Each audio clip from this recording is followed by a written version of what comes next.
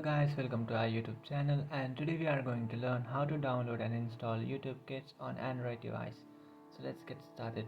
So if you want to download and install YouTube Kids on your Android device, what you can do is just open up your Play Store application, and after opening up your Play Store application, in search bar you can search for YouTube Kids. After searching for YouTube Kids, you will come up to this page where you can find this app which says YouTube Kids.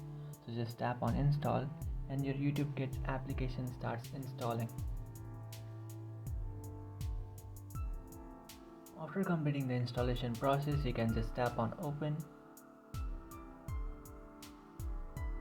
and then get started with your YouTube Kids application.